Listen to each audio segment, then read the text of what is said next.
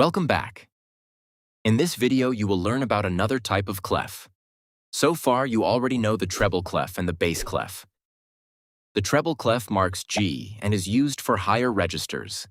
That is why it is also called the G clef. The bass clef marks F and is used for lower registers. That is why it is also called the F clef. But there is a third type of clef, the C clef. As the name suggests, it always marks middle C. Just like the other clefs, its shape originally developed from the letter C. The note middle C is always located between the two curved parts of the symbol. The great advantage of the C clef is that it can be placed on different lines. This allows the note range to be adjusted flexibly for different voice types or instruments without requiring too many ledger lines. In the past, this was very practical. That is why there were several different versions of the C clef for different vocal ranges. Depending on which line middle C was placed on, it was called the soprano, mezzo-soprano, alto, tenor, or baritone clef.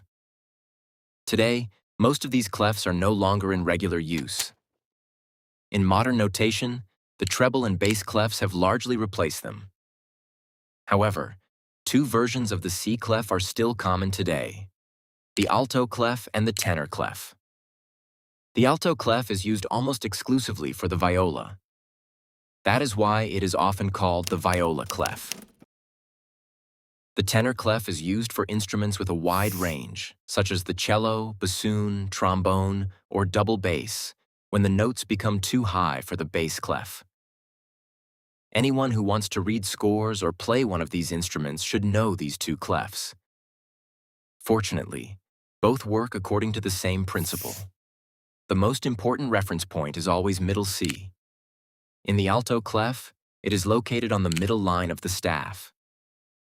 You should also remember the G directly below it and the G directly above it. This gives you a stable framework from which you can easily identify the other notes.